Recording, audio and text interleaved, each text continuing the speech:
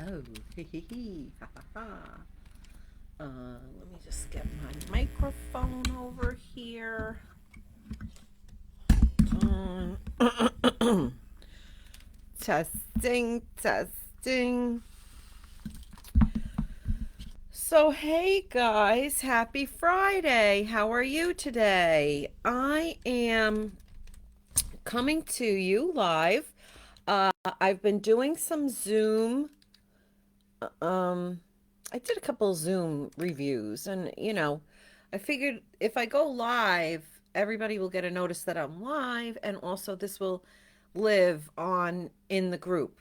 And today, what I have been talking about all this week on my lives is the new kitchen and bath design guidelines book.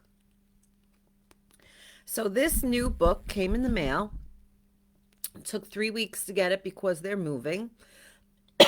This is how thick this book is. Very thick book. Just a quick look at things. Compared to the old book from 2015, which is a little book. Again, loaded with pictures, all kinds of things. So I always recommend this book. I always recommend this book. This is the book that I've been telling people to get. I find it very easy to read. It might be on the smaller side, but it gets the job done. And it has the guidelines. The small book has all the guidelines. Excuse me.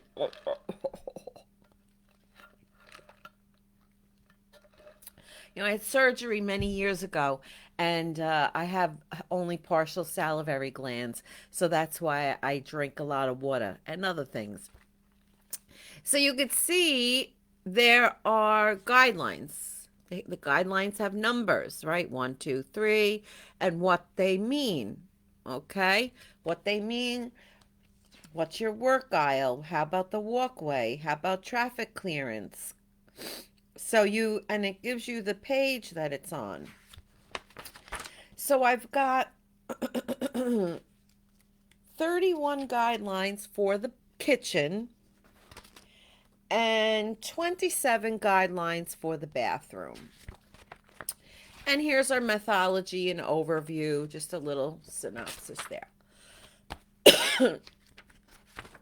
Now, here it goes. Kitchen Planning Guideline 1.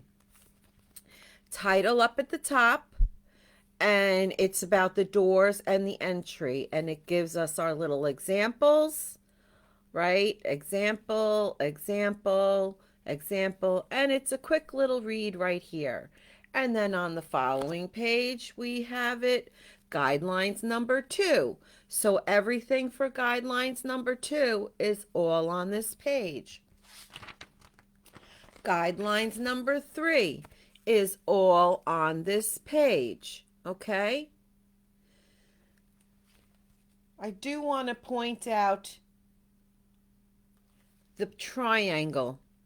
They're showing one triangle in their drawings. The difference in the new book is that they're making multiple triangles, but the dimensions remain the same, 4 feet and 9 feet. 4 feet and 9 feet, no longer than 9 feet, no shorter than 4 feet, or minimum of at least 4 feet. Then you have guidelines number 4, all on one page. So this book is very easy to understand and to read, and all the dimensions are here. And there's a little reading over here, and it goes into the building codes. Oh, it's 5 o'clock almost somewhere. So what is it time? It's happy hour. Happy hour with Allison.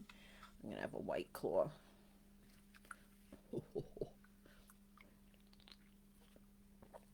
Quench my thirst. Quench my thirst. So now I'm so excited to get the guidelines because I'm seeing the drawings and it's like, wow, they look like really good drawings. Like they were done with CAD and not just 2020. Okay, so now let me get this book. This is how this starts out. First things first. They're not called guidelines and they're not numbered. It doesn't say guideline number 1, guideline number 2. It gives you your table of contents and it breaks it down to egress and passage planning. Okay, we've got all of these little up to 24 pages on egress and passage planning. And then kitchen planning, we have all of this information here. Now, if I go to page 50, which is their kitchen fixture and equipment planning,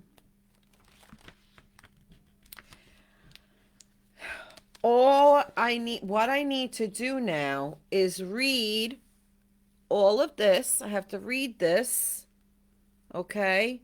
The clear floor space may tuck under the sink when knee space of the sink is a minimum of 11 inches. And the next page, I have a picture of a faucet, kitchen sink and faucet planning. That's all it says. Now I go to the next page and this has no dimensions on it at all. None. Kitchen sink and faucet planning. Doesn't tell me anything on this particular page. I got to go back and read. And then here I have this same thing, kitchen sink and faucet planning, but now there's a disabled, or not even disabled, a mobile challenged person in a seated position at this sink. So that has dimensions on it, but is that for a regular person or is that for a handicapped person? And why couldn't they put it all in one drawing? So I'm confused with this page. And then I go on to the next page and I've got some more dimensions. 11 inches minimum, blah, blah, blah, blah, blah. So then I want to know more and I have to do more reading. Then I get to the drawing. I find that this book has too much reading. It's complicated. This drawing over here doesn't have one dimension on it, just a center line and a center line. I have to refer to another page, and then there's another drawing on the other side. I don't quite understand where everything, it looks mishmash to me. And I feel that this mobility challenge, and it's a seated handicapped person ADA. They're having this ADA throughout the whole rigmarole, the whole book, without separating it. So it's like, it's confusing to me. So that's number 1. And number 2, again, reading on the vanity for work surface heights, blah, blah, blah. I got to read. Dimensions I have to read. I have such a strong tickle in my throat. I have to read, provide a work surface height between 30 inches and 42 inches above the finished floor. The height may vary based on the user's needs. The most common work surface heights with sinks are between 32 inches and 38 inches above the finished floor. Now, is that kitchen or bath? For single user, provide an unobstructed work zone adjacent to the sink that is between 30 and 18 inches to 21 inches deep. For multiple users, requiring so there's a lot of reading. And here I have these different heights on vanities. So it goes all the way to 42 inches.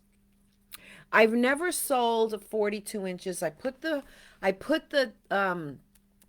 quote in my in a question, and it's not a common size 42 to use, and not many manufacturers make a 42 high cabinet. That would be something that would have to be custom. And also a 30-inch cabinet. I don't know manufacturers that make that's an overall height. So that cabinet would be 28 and a half inches high. Typically, standard vanities from cabinets are 20, 30 and a half, which would bring you to 32 inches high, or 31 and a half, which would bring you to 33 inches high. So these dimensions here, I'm not sure what is happening. And then also, all the measurements are not on this page. There are no measurements on this page. It says work surface planning at grooming at the sink, work zone, but what are my measurements? So that's annoying. What else did I? So here's my overlapping. Now what they're doing is overlapping work zones, but there's no measurements on anything.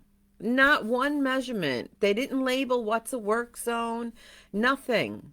I don't understand this drawing. Do you understand it? I mean, I understand it, but why is it in this book like this? That's more the point. I mean, I'm not stupid. I understand the overlapping areas, but is this approximately 2 feet by 4 feet, 3 feet by 5 feet? It looks like it could be, maybe, possibly. I shouldn't have to say that. And then on the here, for clear space, for clear floor space at activity centers. It doesn't do anything except give me somebody who's upright and somebody who is seated. Why don't they just make it one? Why do they just make it everything for the seated person if it's that much of a separation and distinction in the kitchen? Because who's to say when you're not going to be in a wheelchair or have crutches? So not much has changed in this book, I'm going to say.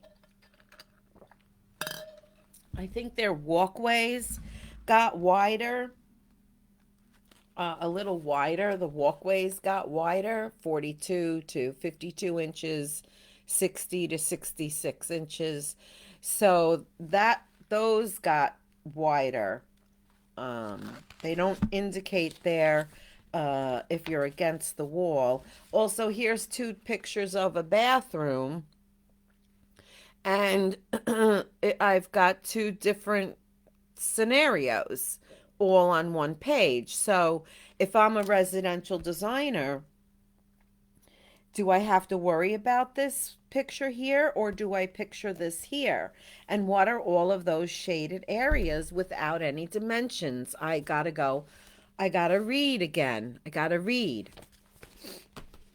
So you can see, and they've got kitchen mixed in with the bathroom. Okay, work zone clearances and activities, clear floor spaces. Yes, they're mixing the kitchen and the bathroom in together because this was in part of that, and it's all continuing to this, and then it's going to jump into kitchens, work zone and activity centers. Then we have kitchen things here. So I find that this book is extremely confusing. And here's another thing that I just find, like, who comes up with these things? Who? For a work zone next to the sink, they've got 18 inches on one side and 24 inches on the other. Clear by the sink. Okay. All right, I've got water. There's water going on over here. Now I'm cooking. There's heat, there's splashing, there's frying, there could be flames. They want to give me only 18 inches on one side and 12 on the other. I mean, I really think those dimensions should be switched or at minimum the same. Like, why are they saying only this much next to my stove? That seems like clearly not enough. If anything, 18 plus 18, I mean, the whole thing, this whole thing is like, seriously? Been doing it a long time in the business, and I'm more concerned about space by my cooking area than where I'm just cleaning pots and pans. Because cooking, I may be chopping over here and getting things prepped to put it in and then put it into here and then bring it out over here. So I want more space by my cooking area. So I don't understand that. I don't get that. I don't agree with that. And then again, I have to do so much reading. And it's next to kitchen landing areas, a 34 inches maximum.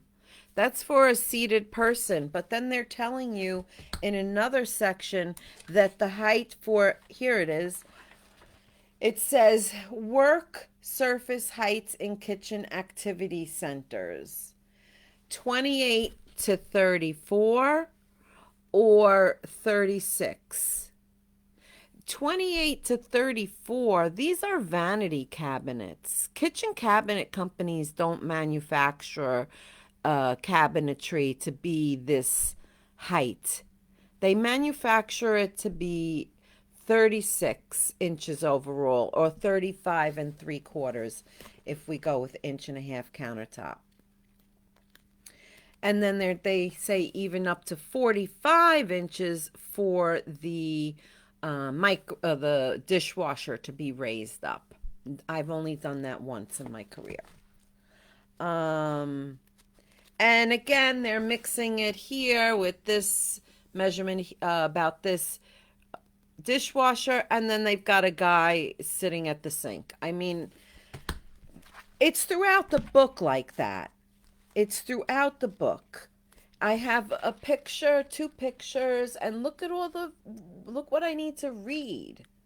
You know, lavatory sinks include overflow drains. So it's much more verbal and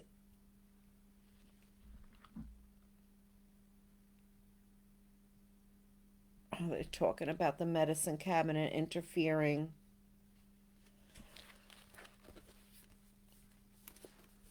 I have never put a medicine cabinet or mirror at only 40 inches above the sink. That leaves only, if this is hung at 34 inches and I put this at 40, that leaves me only 6 inches. And that's not a lot for a faucet, a 6-inch high faucet. By the time you have the base and the spout and everything else, this mirror should be higher.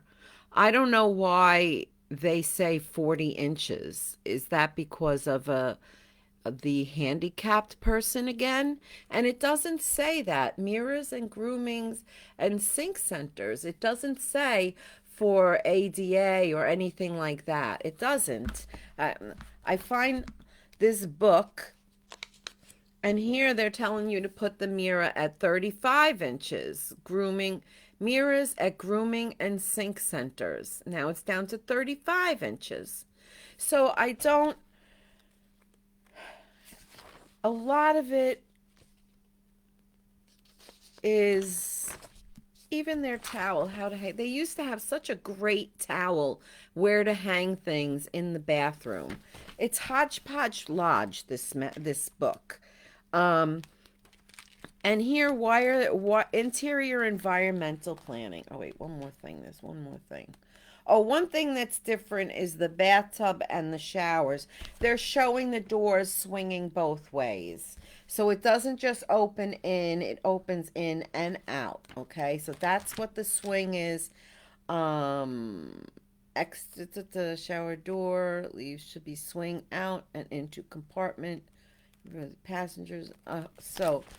And another thing they're doing is all of their plumbing has this pressure balance valve. This is the pressure balance valve to the side. To the side. Now, typically they're in the middle because the pipe, that valve has a pipe comes out the top and a pipe comes out the bottom. So they try to just go straight up with the bend out. Straight up with the bend out. If I put it off to the side, I've now got to come up and over and then out through studs. So I understand, but it's everywhere in the picture. It's all over. Do I know why they did it like that? I have to read. No, shower doors, all this about shower doors and glazing. Um, shower controls, shower. Oh, here's what they're saying. Shower volume controls should be accessible within 15 inches from the front edge of the shower enclosure entry and from within the clear floor space so it is safely accessible by a variety of users.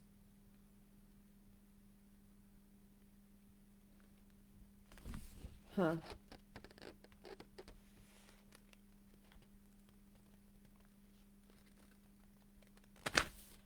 Interesting. A lot of reading. So now, and then it gets into a little bit of the grab bars. We're talking a little bit about our grab bars here. A little bit. There's a thing about grab bars. And then there's a note. So it's my grab bar page. And then we go into interior environment planning. Why is this even in here? You know, not everybody makes this accessory. How many of us use it? And it's just one example of many accessories that go inside the cabinet. They have this one. Then they have this little rollout and another little rollout. And this drawing here, it shows the hinge at 165 degrees. I don't know about you, but very, very, very few manufacturers use a hinge that opens 165 degrees.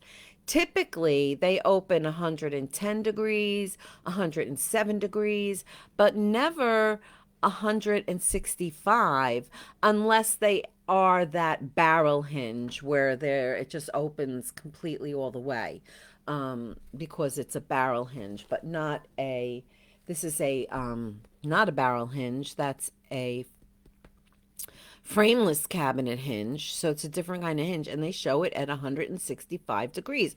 So I don't know when I've I know I have that in my kitchen, but that's furniture grade, top of the line cabinetry from Prevo. That's like, that you just can't get any, you can get equal, not better, but equal. So again, why are they showing this drawing? They don't even say what it is. It's just a casework. They don't give it a description. And again, then now they get into wall blocking on the next picture right underneath that about a base cabinet.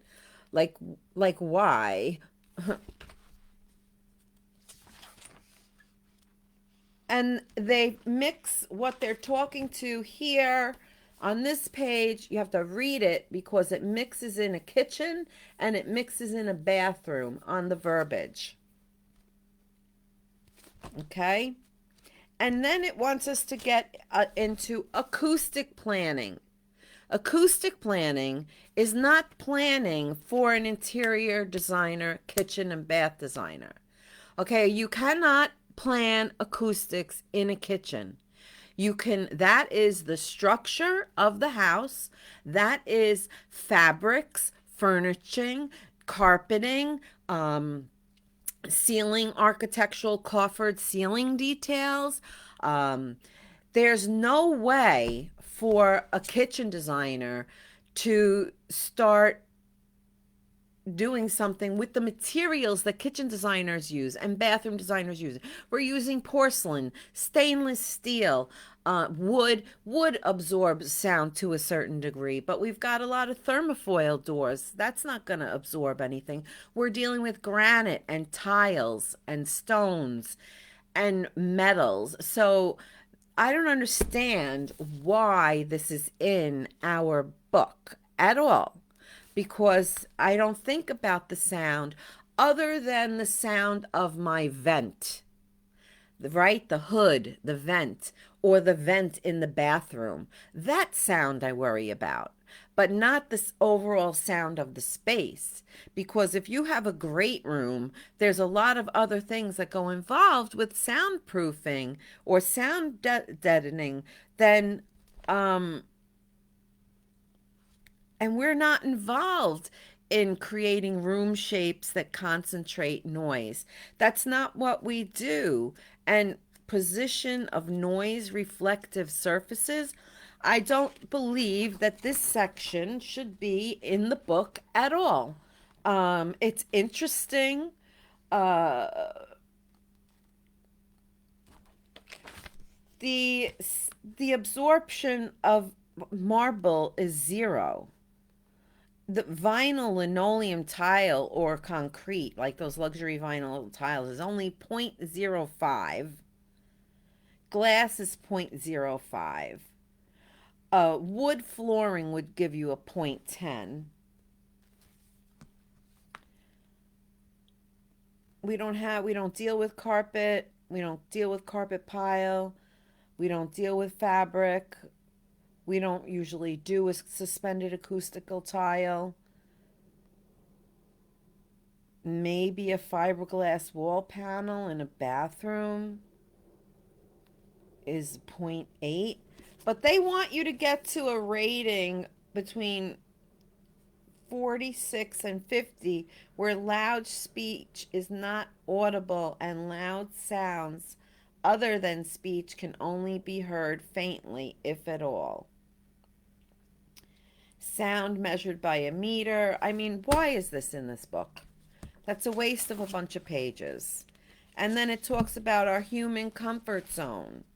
Materials, used products, and finishes, including furnishings containing blah, blah, blah. The contrast of colors, finishes, materials may improve visibility and points of use.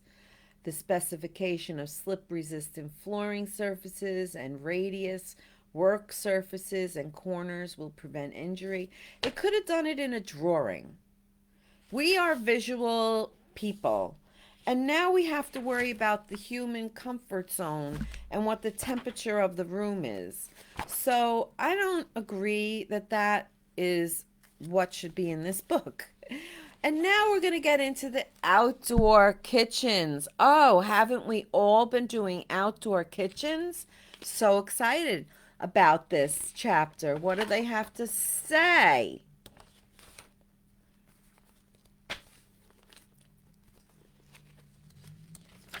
They have a lot to say. So much to say. Kitchen environment, and then notes.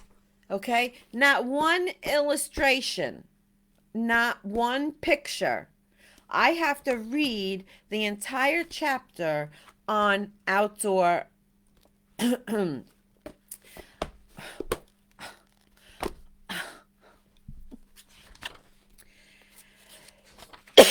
outdoor bath planning. Let's read. How exciting. They added this to the book.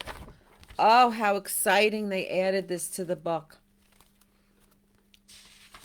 Equipment planning. Oh, how exciting. What a great addition to the outdoor. Plus notes. And then they have support spaces. Support spaces. What are support spaces? Laundry room areas are support spaces. 2 pages of reading for the laundry room. 3 pages of reading, I'm sorry, for the laundry room. And I'm going to say, what kind of laundry room only has a washer and a dryer? What kind of laundry room doesn't have a slop sink and an ironing area and a hanging area? This is just talking about my washer and my dryer. And I've got my little handicap mobile limited person. And they talk about it here. And they talk about it there. And I've got it here. That all about my Mr. Disabled, mobility disabled. Laundry area planning. Yeah. Talks about our raised up. Yep. What's this guy? 20. Oh, a sewing. For sewing. 28 inches. We have a sewing area. And here's a little ironing board area. And that's the extent of their laundry room. And then they get into closet storage. So this book is full of nothing but writing and writing and writing and more writing and more writing. It talks about outlets here. Now, I'm not sure if they belong near the countertop over there, it doesn't give you the distance, how high off of the countertop. I'm sure there's a code of some kind. Is it 6 inches? Is it 9 inches? What is it? I have to read. Then they have more reading, illumination, general illumination planning. Okay, so then they give you your lighting plan. Okay, I will give it to NKBA because they finally put the lights over the edge of the countertop where they're supposed to be. However, this is not a lighting plan. This is just a bunch of circles on a page with some dotted lines because it's not dimensioned. It doesn't have a legend. And look how close these things look. I'm not even sure. And why are there 2 over the sink? I don't know what these are. Are they little smaller ones? Are they 3-inch housings? Only one is typically over the sink. It doesn't give me the brand, the model number, the what it is, and my switching. So, do they even say 3-way? Switch.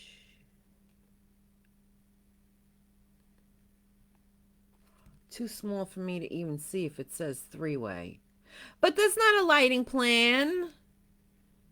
That's not how you present a lighting plan to a contractor. You have to give your legend. You have to specify and you have to measure. You have to measure what everything is, where all those lights are. So that because all the roughs are run, and when you go to put your island in, you want to make sure that your lights are in the right spot. So then they have so the lighting plan, I'll give them at least they got that. And they do have this nice illustration explaining the cones of light and the beam of light and how it goes and what it's illuminating. So, yeah, they got that part right. That's one thing I like about the book. A lot of it hasn't changed. I don't know what this means. to put my light fixture at 66 inches above the finished floor. I don't understand. I just don't understand this whole picture. 66 inches off the floor. I've never put lights 66 inches off the floor. And if I was to do my measurement of 34 inches plus uh over to the 40 whatever, who is this for? Is this a children's bathroom? Is this for what is this for? It's lighting planning for what? For what? For what? I want to know. For what? Um,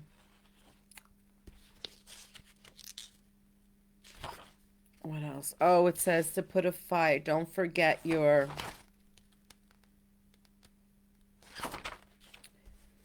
fire extinguisher in there. And here we have the appendix. And we have all these drawings with A, B, C, D, A, B, C, D, right? And all this drawing, A, B, C, D, A, B, C, D. I have to refer to the chart for A, B, C, D, okay? Reference table. Again, we have to refer to the chart, A, B, C, D, A, B, C, D, A, B, C. I don't know what they're talking about. So this is their appendix. And the appendix is full of our seated mobile, just say mobile limited, because you are limited when you're in those things. And it's a whole section in the back on handicapped. And you know, they should have put all the information for handicapped or this person seated. And then they even have a part on the using a cane, using crutches, using a mobile. It all should just have been in one entire section so that when you're concentrating on working on a project for somebody that requires this special construction, you can just refer to that section in the book. Now, here is our bathroom ventilation. Now we're talking about ventilation in the appendix book. Why isn't that up in the beginning? Again, and it's a chart. Nice chart. Got lots of charts. And it doesn't, I don't know. I'm really, really, really disappointed in the book. Not much has changed. One thing that's changed is they widened the doors to 34 inches wide, standard, and no longer 32. And they made the island, they always had the island. Oh, in their work aisle, they did have it at 42 now and to 48. Now they're increasing it from 48 to 54 or 57. I really think that that's a matter of judgment. You can certainly get away with a 42-inch walkway. Ideally, 48 is better because people take up 2 feet technically. So if 2 people are walking by, you want 2 feet and 2 feet, that's 4 feet. So a 4-foot aisle is better. But can you see how much nicer this book is? The overhangs have remained the same. The height for the handicapped has remained the same at 34 inches. The 60 to 66 inches is probably that extra 66 inches for the turning is more has increased. Our walkway for the walkways have kind of increased a little bit, but I still think that these guidelines will suffice. And these guidelines are what you should be following at a minimum. If you're going to take the test, then maybe possibly study the little changes that are in this book. But I don't say that this book is worth the money. I'm disappointed in the new guidelines. I'm disappointed in the illustrations, and I'm disappointed in the format of the book. I think they should have kept with this format of easy peasy. We as designers are quick. This is a reference guide, a planning guideline. This is not part of to take a test. It's this is the book you should get, says this designer with 32 years experience. This book, all well and good, only because I got it on sale. Will I reference it? Maybe for some of the handicapped things, but perhaps that just should have been a whole separate book altogether. And then they were saying they were using different verbiage. Um, I don't know. I didn't catch on to the different verbiage. It's a workstation, activity center. I don't know what they want to call it. But anyway, now my review is on for everyone to see, and you will see for yourself if you get the book. And I'd love to hear what other people have to say about this because I, this designer is disappointed. All right. You guys take care. Have a great day. Ciao for now.